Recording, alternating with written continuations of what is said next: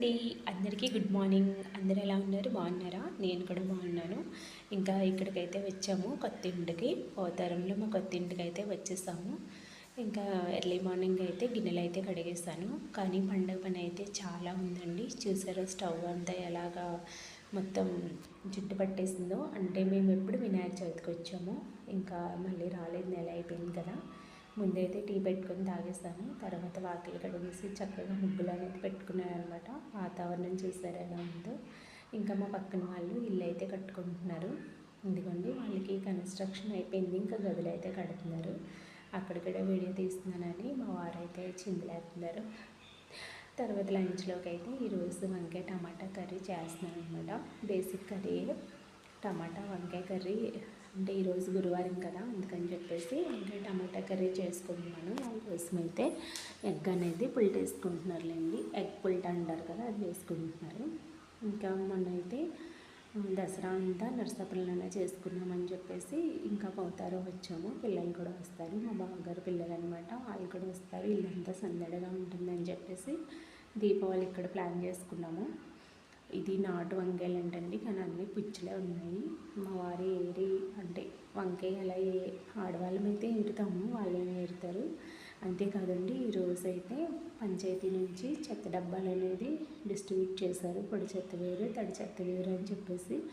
మేము కొత్తగా వచ్చాం కదా, అందుకని చెప్పేసి ఇప్పుడు మాకు ఇస్తున్నారు. అందరికీ కొంతమంది తీసుకున్నారు, కొంతమంది తీసుకోలేని వాళ్ళకి ఇప్పుడైతే ఇచ్చారు. అక్కడైతే నర్సాపురంలో మున్సిపాలిటీ ఉంటుంది, ఇక్కడ పంచాయతీ ఉంటుందన్నమాట. వాళ్ళు చెత్తని అయితే కలెక్ట్ చేసి తీసుకువెళ్తారు. ఇంకా ఆల్రెడీ నేను ఇదిగోండి ఇలా సింక్ దగ్గర ఒక చెత్త డబ్బాని అయితే మెయింటెనెన్స్ చేస్తాను, డస్ట్బిన్ని. ఇంకా కూరగాయలు పెట్టుకోవడానికి అయితే ఇక్కడ ఫ్రిడ్జ్ ఏమీ లేదని చెప్పేసి ఒక స్టాండ్ అయితే తెచ్చుకున్నాను కదా, అదైతే ఉల్లిపాయలు, పచ్చిమిరపకాయలు, చిక్కుడుకాయలు, టమాటాలు తీసుకున్నాను. వాటిని అయితే స్టోర్ చేస్తున్నాను. కూరగాయలు ఎప్పటికప్పుడే తీసుకుంటాను, ఎందుకంటే ఇక్కడ ఫ్రిడ్జ్ లేదు కదా, ఆడైపోతుందని. ఎగ్స్ కూడా ఒకవైపు పెట్టుకున్నాను. ఇంక ఇవన్నీ కడగాలి, డబ్బాలు అని చెప్తున్నాను అనమాట. చాలా పని అయితే ఉంది.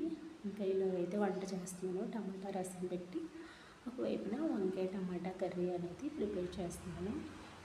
టమాటా రసానికి అయితే టమాటాలు చక్కగా నేను బాయిల్ చేసుకుంటున్నాను, త్వరగా అయిపోతుందని. ఒకవైపు అయితే ఉల్లిపాయ పచ్చిమిరపకాయలు తాలింపు వేసి అయితే సింపుల్ కర్రీనే చేస్తున్నాను. అంటే నిన్న మధ్యాహ్నం అప్పుడే వచ్చాము, ఇంకా బయట నుంచి అయితే ఫుడ్ అనేది తీసుకొచ్చేసారు. అందుకని చెప్పేసి ఈవినింగ్ కూడా ఇంకా అదే ఫుడ్ కర్రీస్ ఉన్నాయి కదా అని నిన్న వంట ఏమీ చేయలేదు. ఈరోజే వంట అనేది స్టార్ట్ చేశాను. వంకాయ టమాటా కర్రీ ఈరోజు గురువారం కదా, అందుకని చెప్పేసి సింపుల్ బేసిక్ కర్రీనే చేస్తున్నాను అనమాట.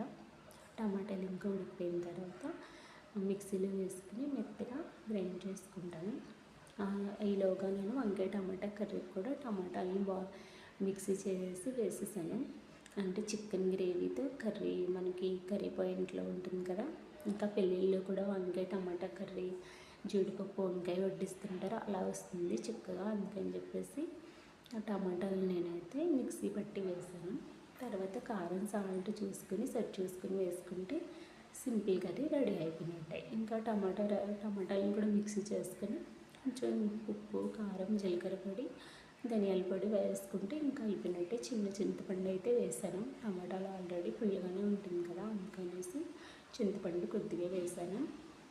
ఇంక ఇది బాయిల్ అయిపోయిన తర్వాత తాలింపు పెట్టేసుకుంటే ఆల్మోస్ట్ ఇది కూడా అయిపోతుంది. దీంతోపాటు అప్పడాలు ఎప్పుడో తీసుకున్నాము, అవి ముక్కిపోతున్నాయని చెప్పేసి కొన్ని పాపడ్స్ ఉంటే వాటిని కూడా ఫ్రై చేశాను.